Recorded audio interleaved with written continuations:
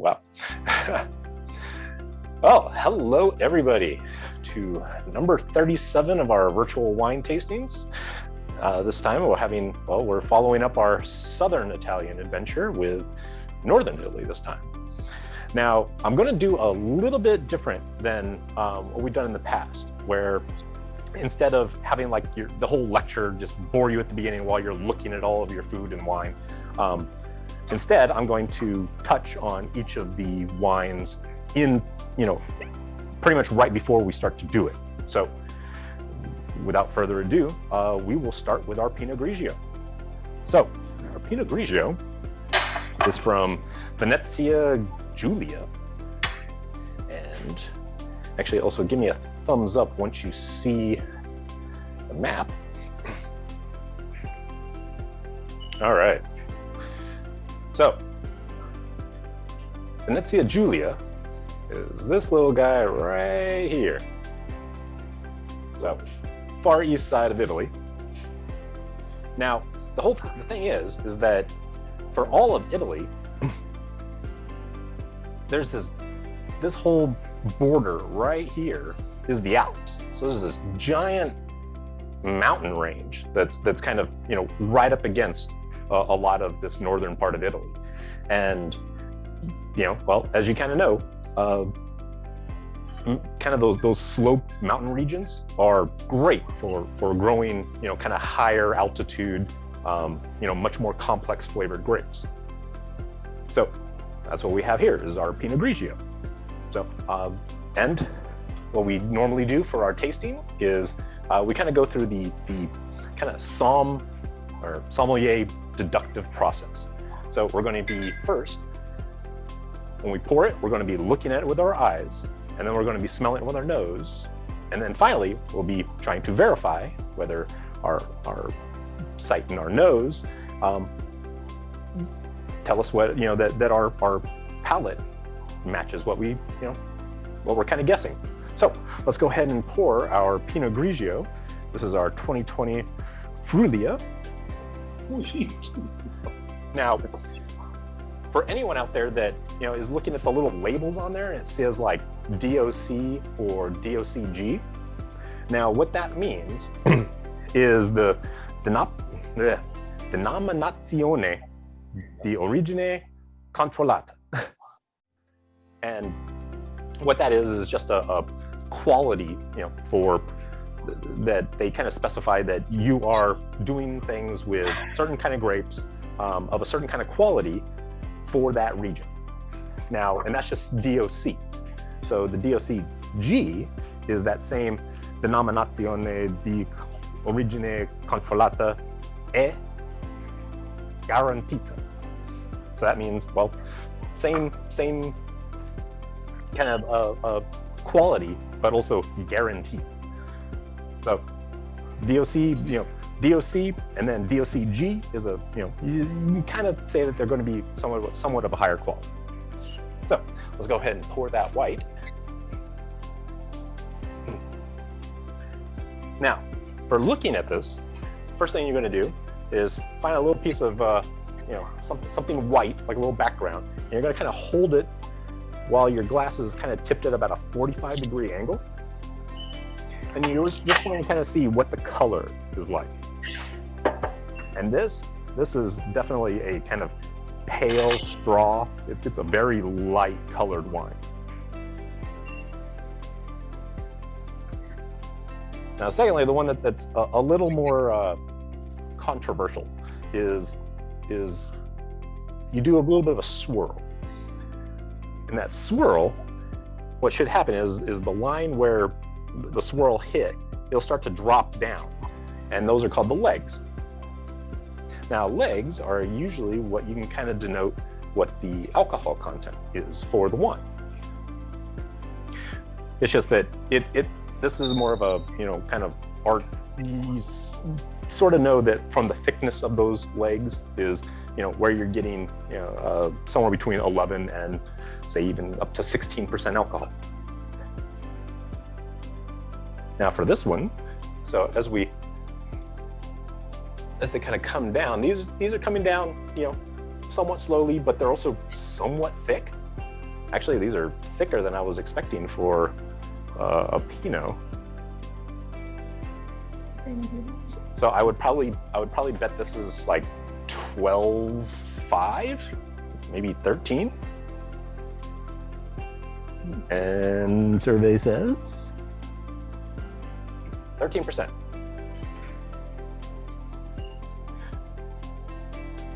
All right.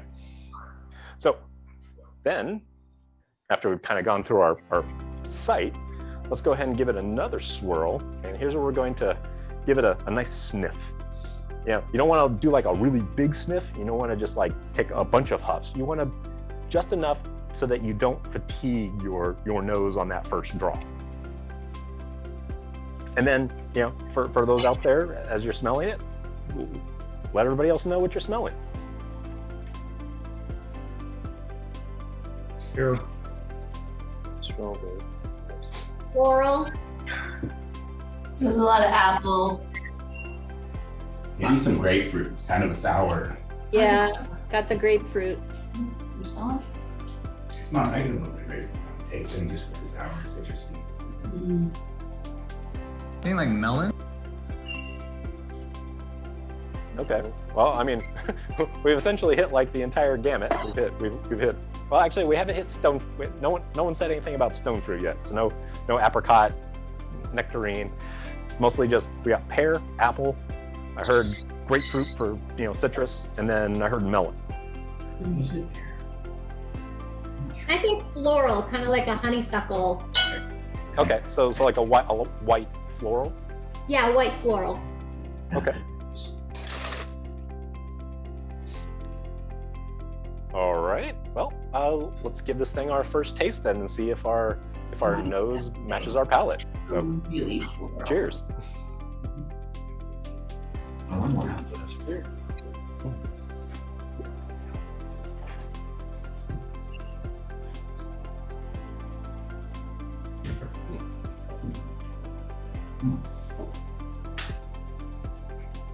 not sure if I like all those powder. Don't you? It's good with an olive, but not necessarily with that. Oh, really? Which olive? The almond. So what's everyone getting on the palate? Very citrusy. Yeah. I'm definitely losing the melon and getting a lot more of that kind of. It's definitely a pear grapefruit. Yeah. Yeah. That's the grapefruit. Acid too. That velvety finish, I think, is a little bit like that limestone. Or more the kind of thing you get with the rest. I was almost hearing someone say there's like minerality. Yeah, Okay. I can taste that too.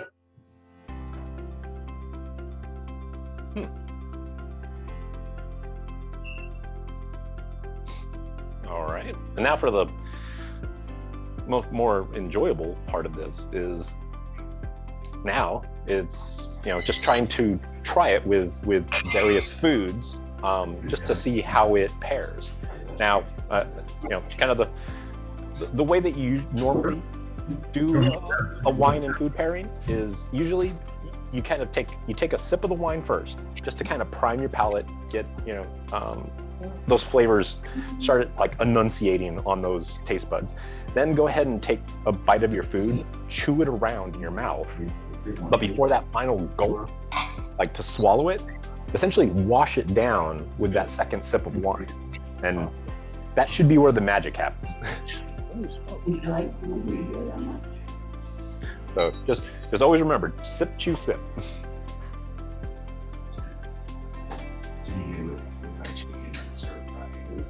And if anyone has any like just outstanding things or things to warn against, definitely let us know.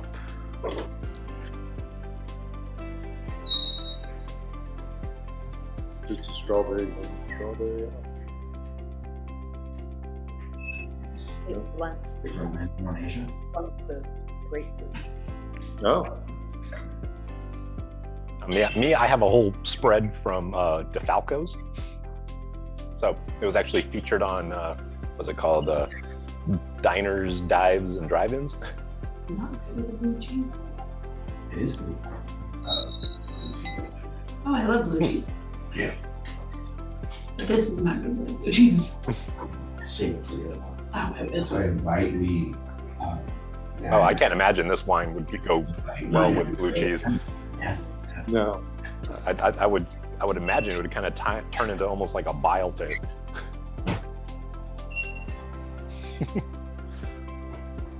No. Yeah.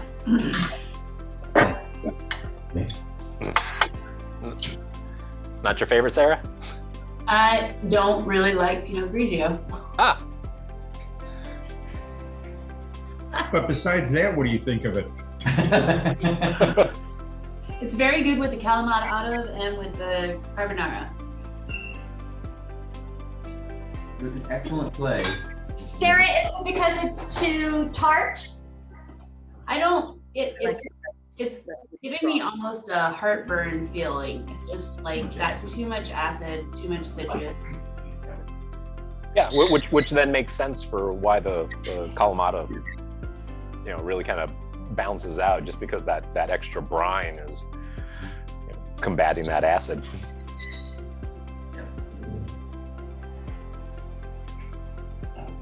Dill pickles, because I think that's that same kind of brininess.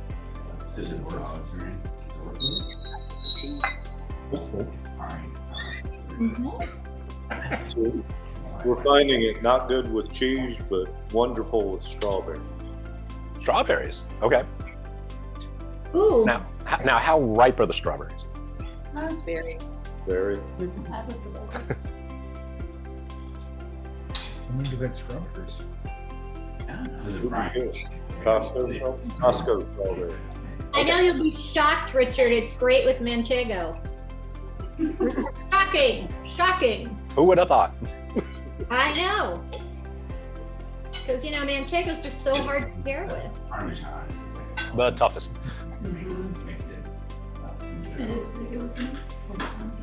Not so much with the English cheddar. Yeah, and I would think that creamy, you could consider it creamy cheese or hard cheese. Ooh, it's really, we got a truffle, what was the other cheese you recommended? Pecorino. We have a truffle pecorino. It's really good with that.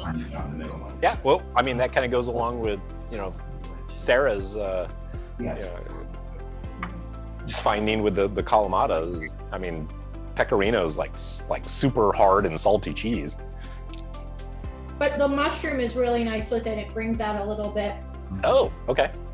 Yeah, because you have mushroom pecorino. I'm wondering if it brings out almost that minerality that. That's what I'm saying. Yeah. I kind of like the acidity in a ratio, so. It's fine. Yeah, it's okay. I like it better than the After it's better with your food. Good Pinot Gris. This one's a little acidic. I was up in the air between choosing, because I always want to do at least one white, no matter what region we're doing. And I was kind of up in the air whether we were going to do a Pinot Grigio or whether we were going to do, something like a Prosecco. And I was talked out of Prosecco. So. Why is this issue? More acidic than some other. Good in a mimosa. It's the only In that one? Yeah, it brightens the short scampi, but it doesn't really. Interesting. Yeah, see, I would think that it'd be, like a great seafood wine. Yeah, it is. It's interesting. It doesn't bring much more to it. Yeah, I mean, because I'm trying to think that, there's not very many there's not a lot of linking flavors between, butter, shrimp, and garlic versus all of the, kind of citrus and pear that's in this wine. I thought it would be a little more citrusy, and it's not. Yeah. What about the cherry? All right. How's everyone's glasses looking? We ready to move on to our first red? Yes, we are. Sure. Well, I mean, I'll be talking about the wine first. So again, let me go ahead and. No need to chug. Oh, no need to check. It's good. So our next area that we're going to is good old Tuscany. Fruit. Yeah, like that. So this is where our Wow, the fat. Vino Nobile di Montepulciano comes from. So this is the actual, area of Montepulciano. Now compare that to the how do I put it? Like there's an actual grape called Montepulciano, but that's from southern Italy, which is a little odd.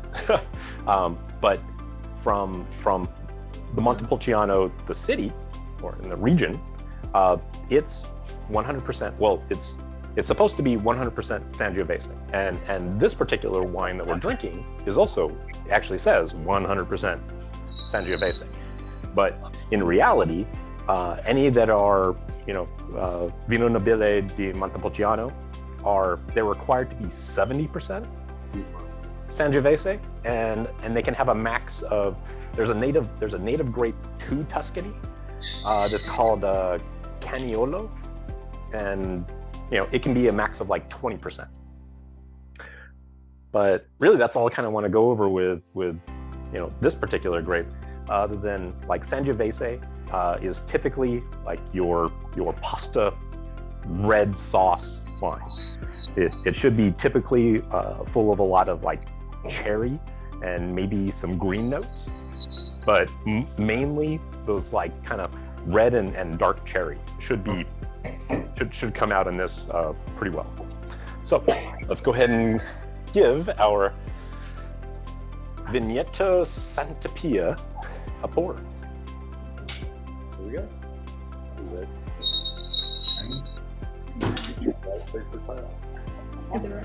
Oh, no.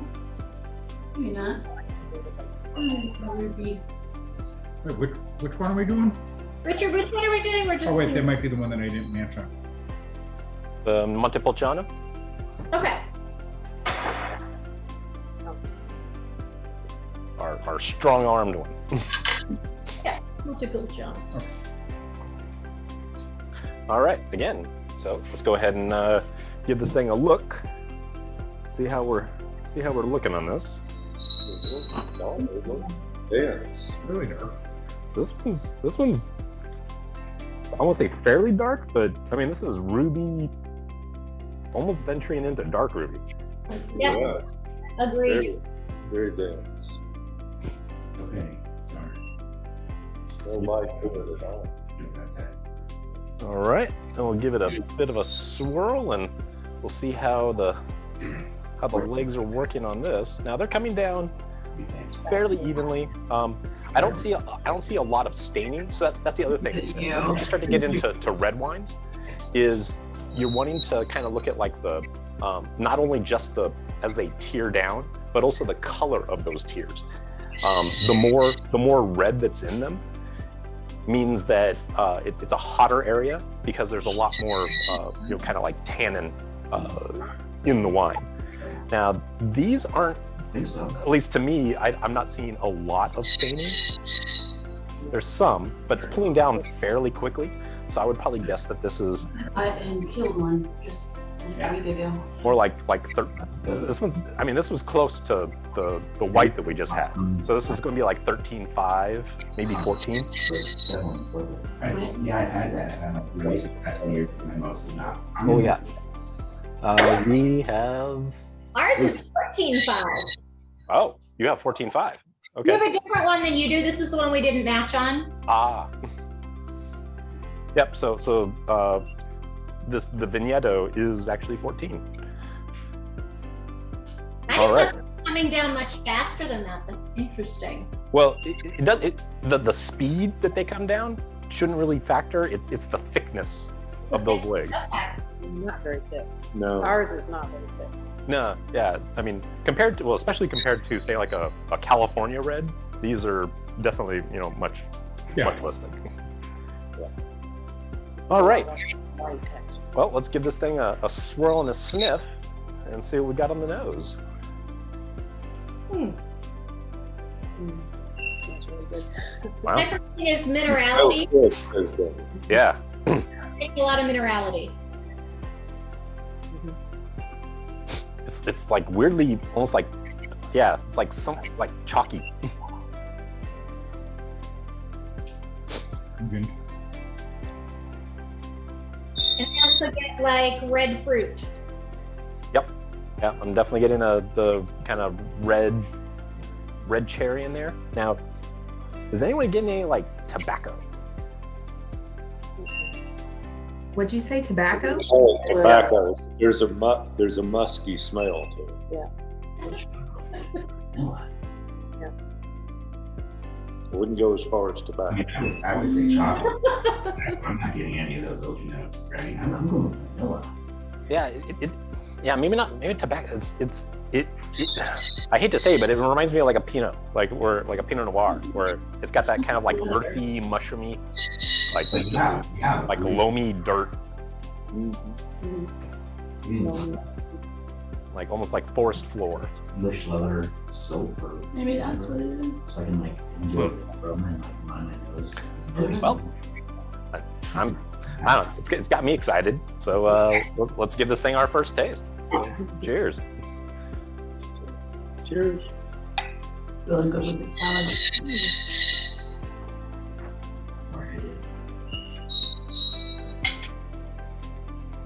Definitely chocolate. That was a lot. Not as fruity as I expected. There's a lot of tobacco. Fruity. Yeah. Very good. So Rich, we just had some bruschetta and it's like bonding like you would not believe. I mean, I'm not eating it right now, but like I can't even taste the wine because it's like, it's got the basil by the hand and is shaking it. So I'm gonna have to try and eat something else because it's so interesting, but it's so bonded with the basil. I bet this is different, probably than anything I have. So what's everyone thinking of this Montepulciano? I like it. There's a little bit of leather, like shoe leather. It's just not like in your face. It's like just See now this is, not that. I mean, yeah, compared to a lot of the stuff that we've bought that's sub 20 that either isn't aged or should I say it's really new. I mean, this stuff, this is a 2016, and I mean you get like slight amounts of fruit, but I mean I'm getting just a lot of those like old world, just leather, earth. Yeah. It's got a really long finish to it. Mm-hmm. Yeah. That sort of morphs like from that leather almost in. It's sort of chocolatey, more like Baker's chocolate, cacao. Oh, chocolate. Yeah, that's what the. Yeah. In the back, all the back end. All right. Well, let's dig in and see what this thing pairs with. I mean, like I said, I'm almost certain that it's going to pair with either my baked ziti or my arancini. Yeah, the bruschetta is crazy. It's so good with that. Ew. Ooh, wow. Not like that. Blue cheese, really? Really good with red grapes, but not with white grapes. So not good with white grapes.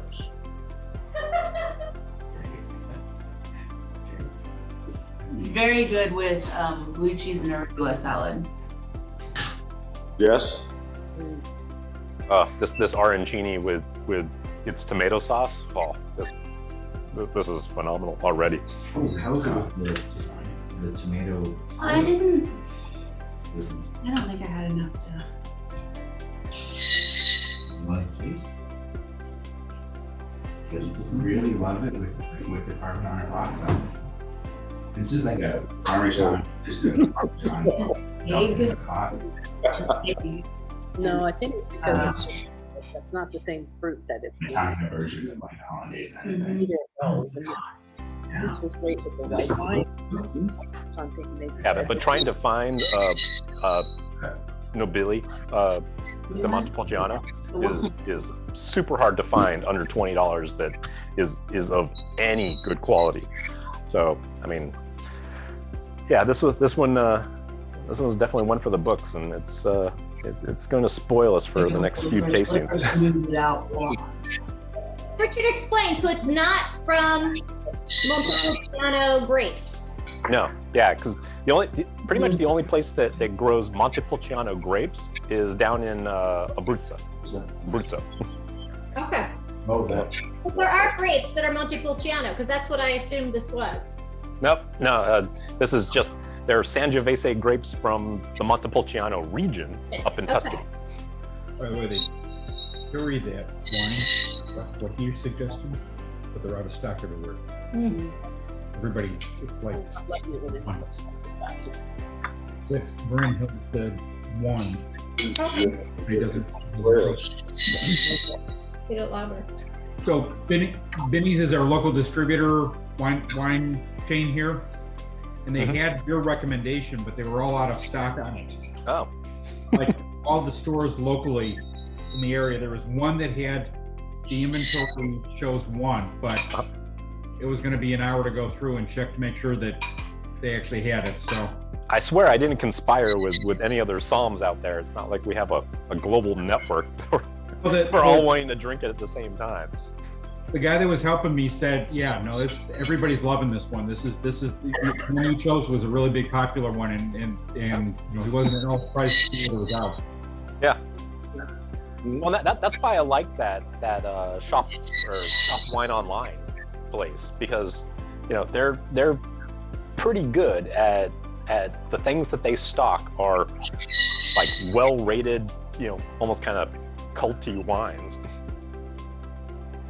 Yeah, we would just have to plan ahead much further than we did, so. Oh, did you kind of go last minute? I did. We weren't sure where everything was going to be at and where all the pieces were, so. Fair enough. I mean, yeah, that's why I kind of gave everyone like a month to get these. Yeah, it wasn't on you. It was just we were kind of up in the air. I think this isn't the best. I mean, you know, even if you didn't have any of the ones, I'm just glad you guys joined. I will have you know, I spent hours making the bolognaise yesterday. All right, go for it. This is a 4-hour bolognaise. Kick ass. Dedication. Yeah. Oh, why you got to bring the black licorice into this? It's so amazing. It's so good with the wine. It's so good. Actually, it like balances the fruit and makes the wine. Like smooth. Yeah, the licorice balances the fruit. It does. It's really nice. The meats get really good too because it brings. There's nothing that we have that didn't pair well with this one. This is like the ultimate wine. Like we need to get it. Everything they have to. Yeah, this is definitely one to keep in your cellar. Mm-hmm. Oh, by the way, I ordered half a cake and then 21. 19. Was as good, but 20 bucks a bottle. Yeah, it doesn't taste like Corned beef. It's too heavy and dry. No. It's 4 hours old. It's 4 hours off the caramelization. What else?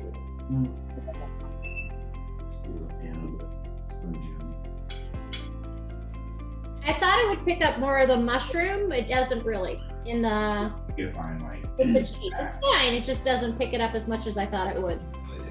it's not a try. But we have a different one than you do, so. As much as the arancini was great, the tiramisu that I just had it with. Oh yeah. Guys. That little bit of like bitter coffee. That was great. All right, well, buckle up because got a bit of talking ahead of us for our Ripassa.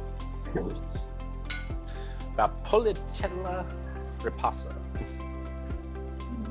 So we'll go ahead and. Not that one. Not that one. You just said that one. So the next place that we're going to be visiting is our Veneto region, which is right here. Now, This is the one.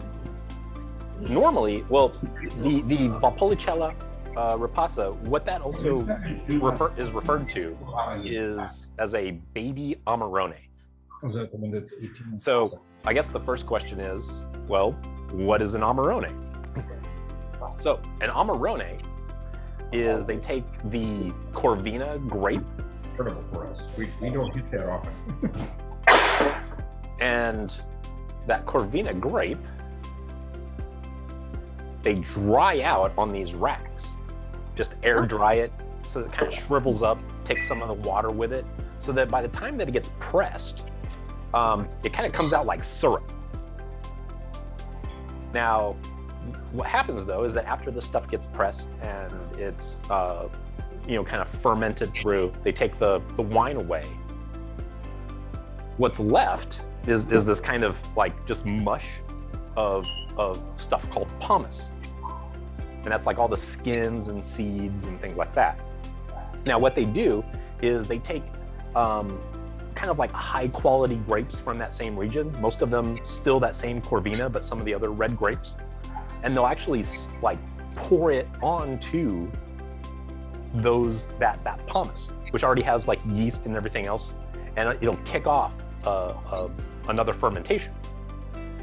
And so you get the brightness of non-dried grapes, but you also get this like richness from that dried Amarone. That's why it's called a baby Amarone. And so while I will stress you should always try an Amarone just to see how it tastes.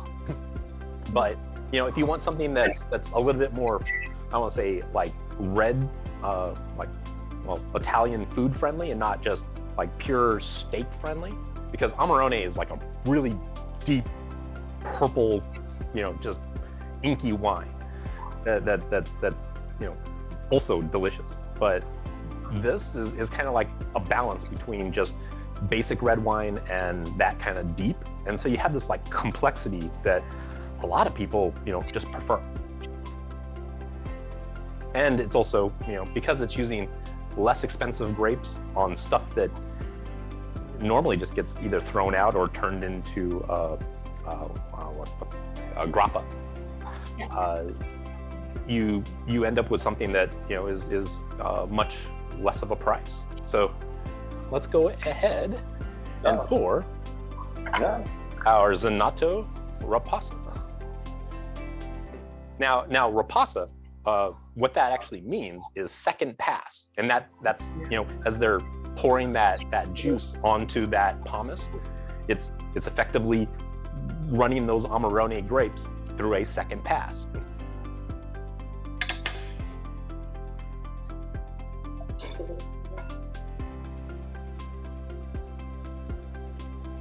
Yeah, it's a little lighter than the last one.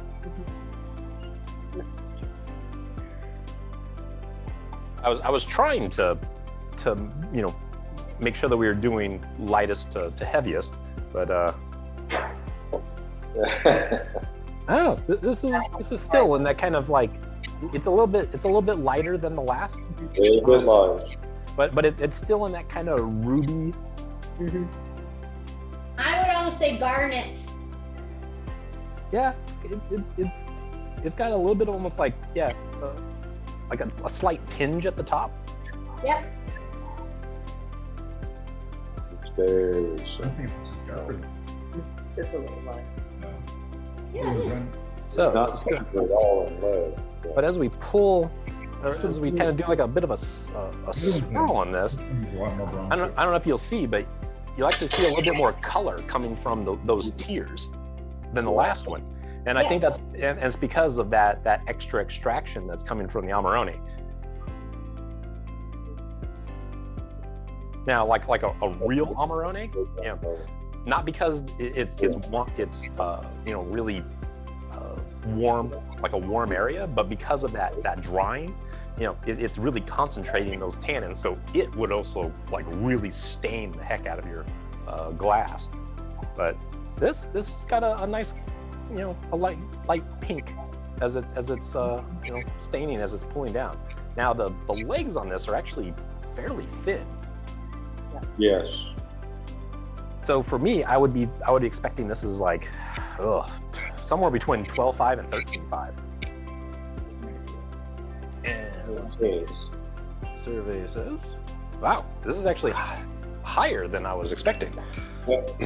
This is actually at 14.5. Mm-hmm. So very hot wine.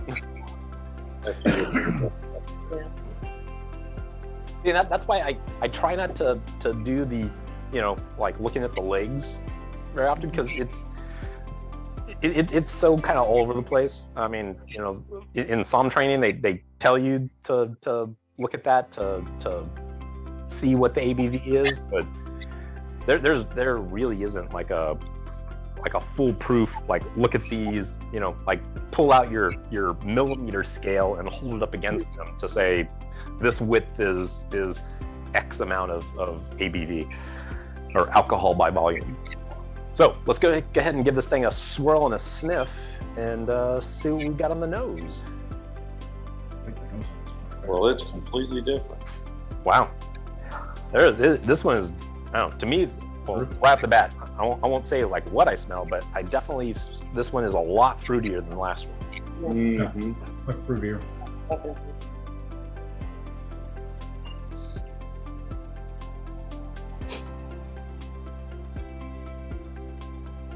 What do you smell?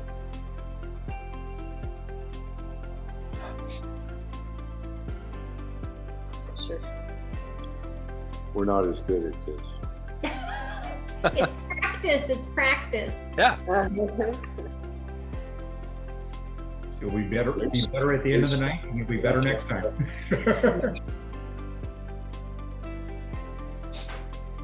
So, any volunteers on what they're smelling? Earth. You smell earth. Okay. Cherry. When I smell a lot of red berries. Yeah, And I agree. there's Granite. also Those are granite. leather, chocolate, and mushroom. We're balancing between Pretty notes too. and maybe the chocolate or leather a little bit.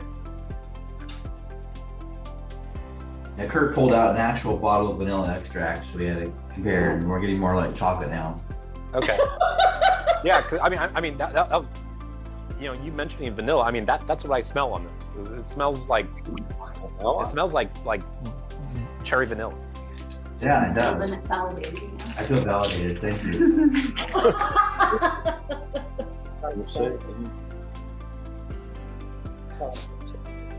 So it also has like a it smells like the sparkling bits of just like Coke, like Coca-Cola. Oh. You get cola? Yeah. Oh, it's real good with the chocolate. Nice. Blue one has Well, all right. Well, let's give this thing our taste, because I'm kind of excited now for this. Cheers. Yeah. Cheers. Yeah, it is. It's aged. Oh, that is definitely a hot wine.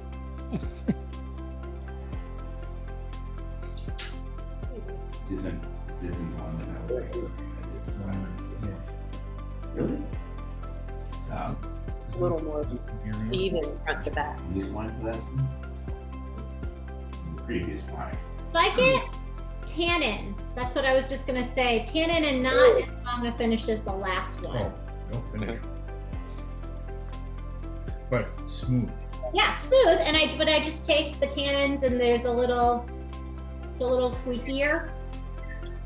It's like the smooth. Okay, and we have an 18 instead of a 17. But it's really smooth with tannin.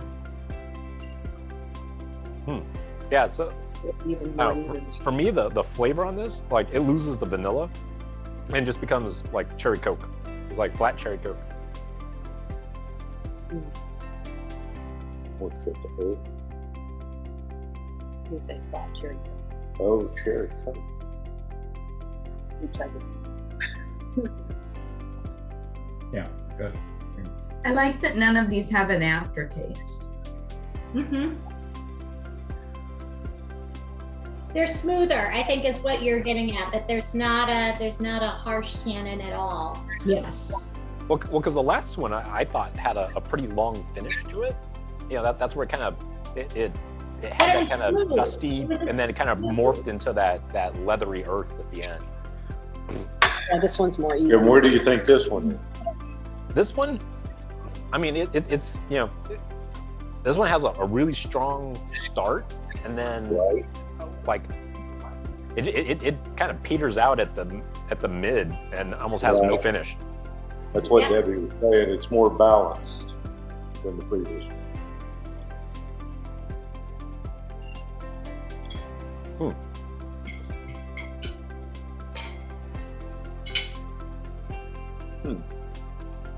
Interesting. I think this brings out the basil even more. I like it better than the last. I mean, Really? yeah.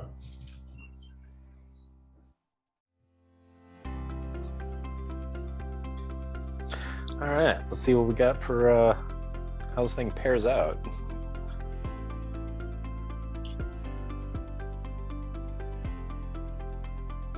With the bolognaise, it brings out more of the minerality of the meat. If that makes sense. So it's kind of, I'm tasting more irony. Like I'm like, this is beef we're eating. No? It's almost like that like coppery iron. Yep. Stop. It's not bad. It's just No, that's what it's really brought out. It brings out the meatiness. Yep. I don't mind it. Cherry. Because hers is so well seasoned, it almost tastes like a sausage rather than just a straight beef. Mhm. And you're right, it brings out this tastes more ground beefy.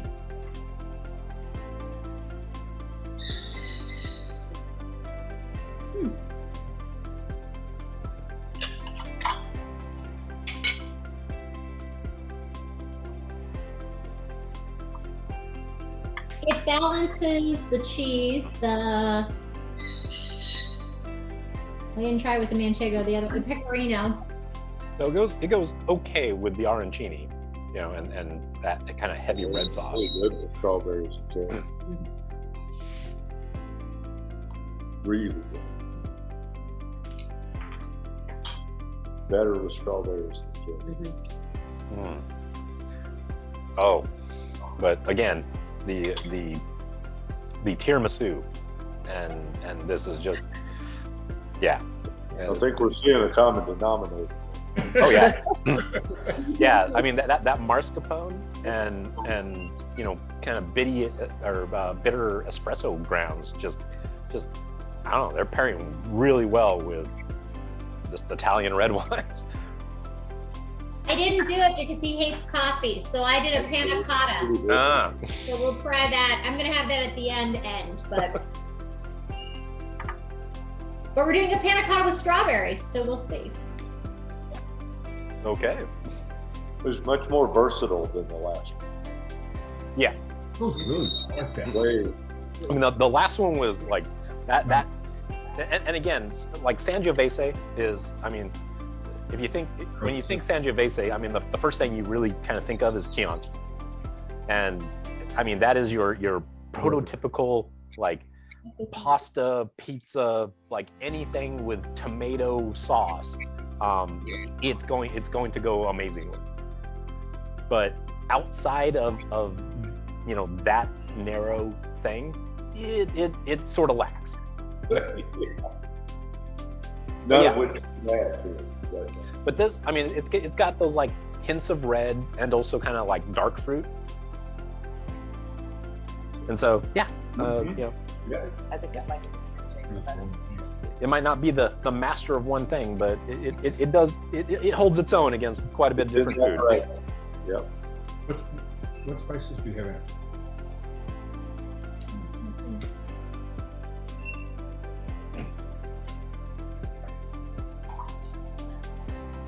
All right, Well, while you're finishing up on the Ripassa, don't hurry up, because we got a bit of a story time ahead of us.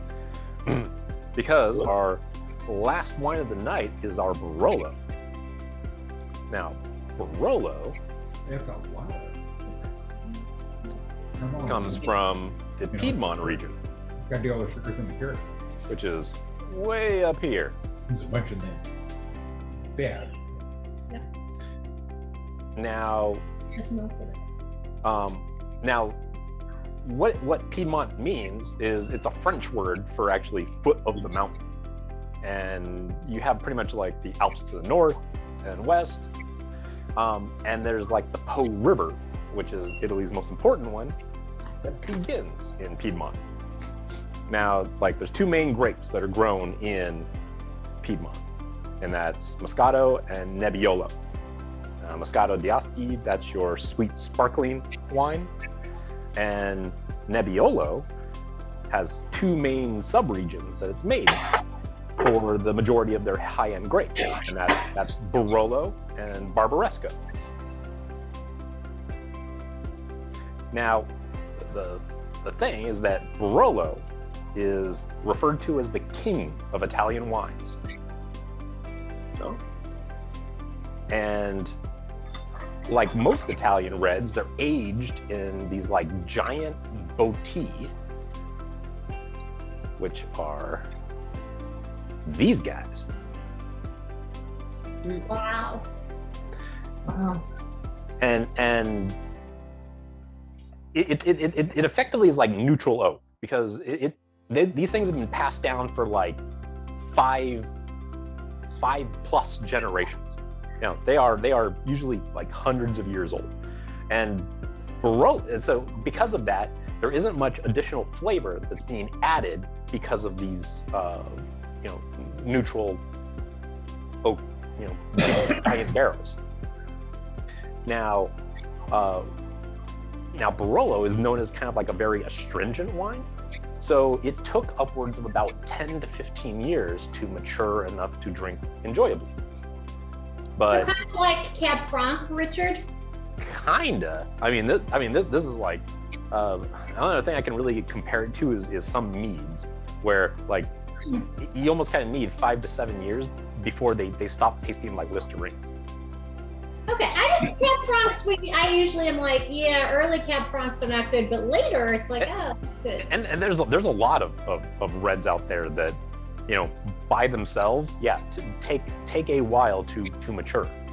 But what happened was that back in the 80s, some producers started, they went to France and were like, why is this French wine, so popular? Because Italian wines weren't nearly selling as much as French. So, some of the younger generation went over there to study, and they decided to start adopting some new French oak barrels to the aging process, which softened the wines considerably faster and were able to be brought to market well before those that were making in the old traditional fashion, which led to the Barolo Wars.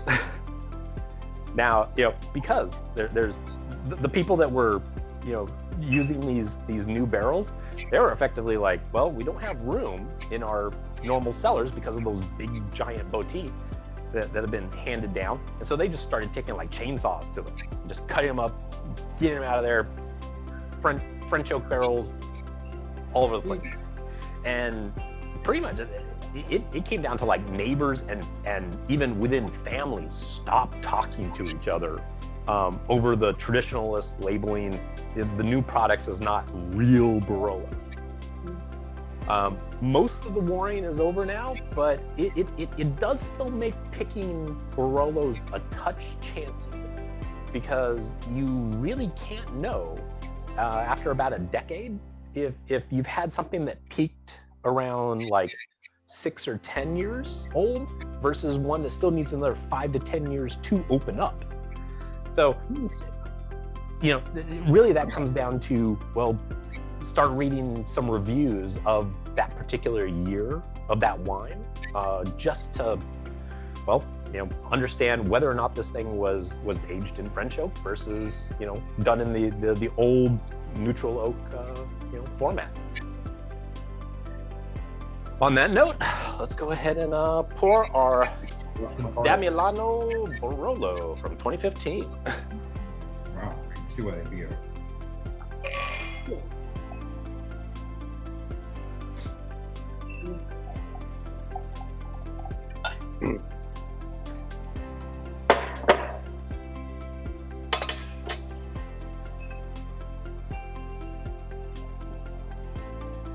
lighter stuff.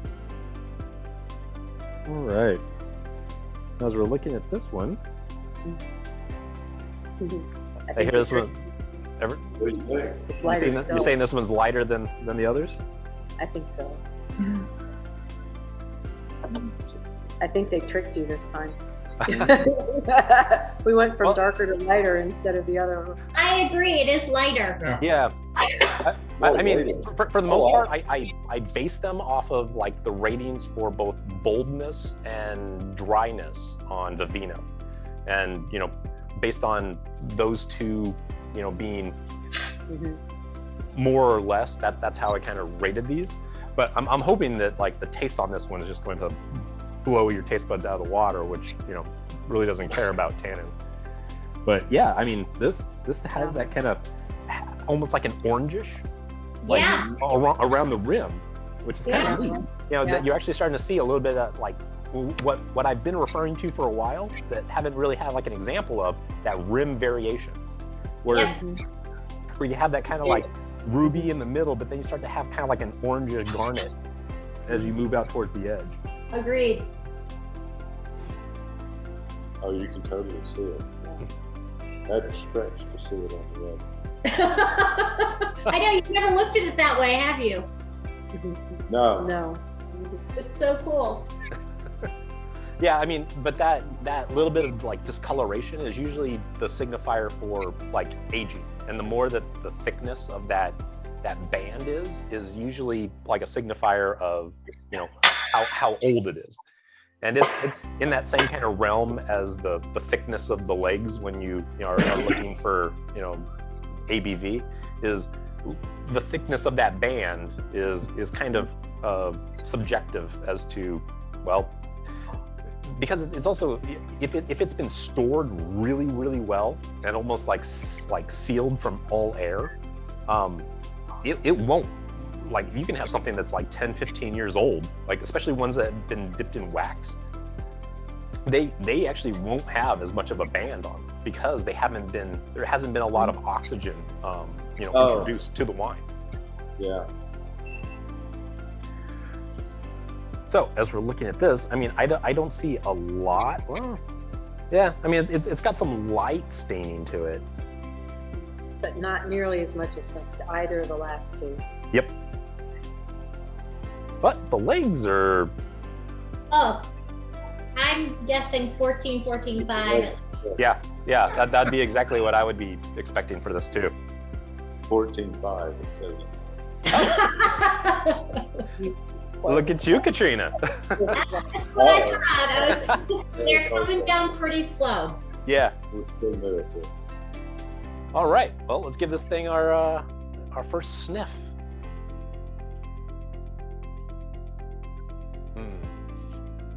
Something totally different. Yeah, it's totally different.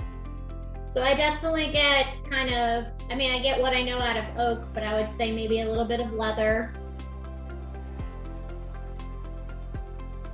Feels like licorice. It reminds me of licorice. Yeah. Really? I'm getting, it's like for me, it's a combination of black pepper and tar. Okay. I mean, I cheated Richard and I smelled it a little bit and I was like, oh yeah, that's got some tannins. Yeah. So even though it looks really light, I can smell the tannins. I'm like, yep, that's there. I'm not smelling any black fruit. I smell, again, just a lot of red fruit. Okay, so Italians generally much softer on all the fruits. All right. Well, let's go ahead and give this thing our first taste. Cheers. All right. Cheers to everybody.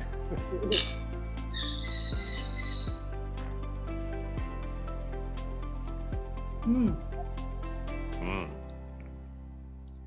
Yeah, that's a Barolo. Good.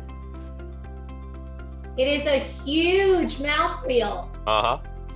Yeah. It's just huge and round. That's what I would say. You were doubting me about the powerfulness of Barolo. That somehow the others were going to like supersede it. No, Barolo is in a class of its own. It is why it's the king of Italian wine.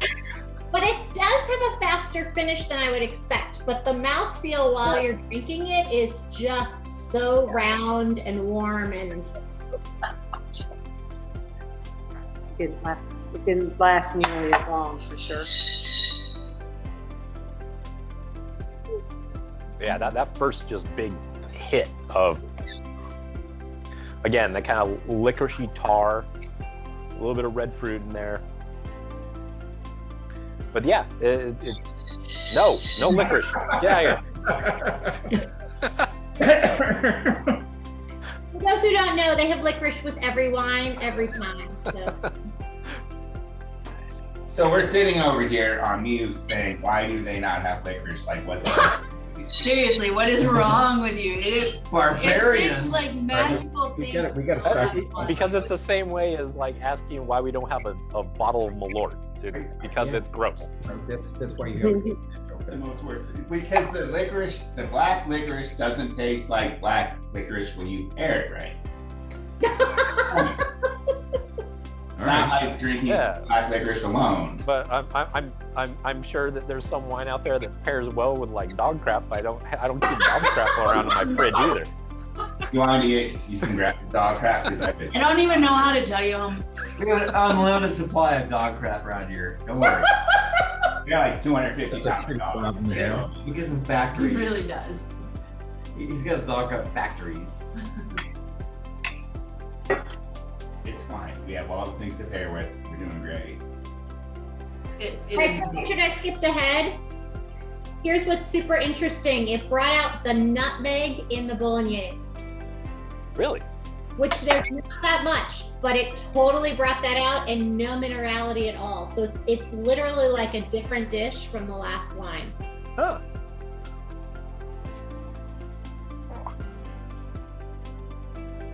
So it's like that baking spice. I mean, it just brings that out in a very different way. It's amazing.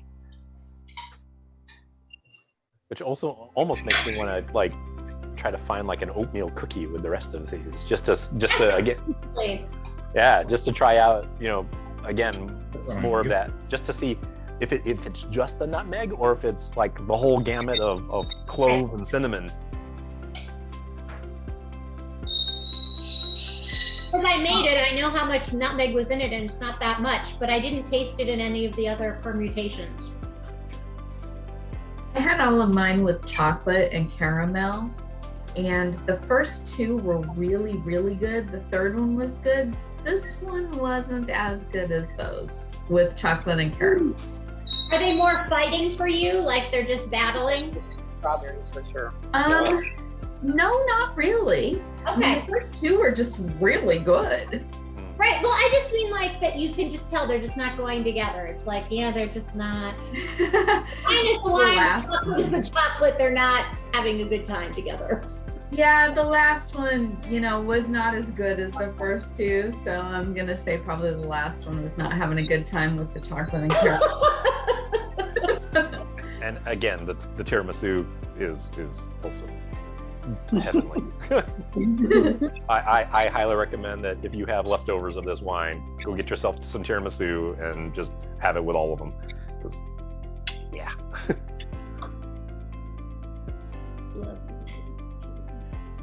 Your tiramisu, it seems like it's good with everything, Richard. Mm-hmm.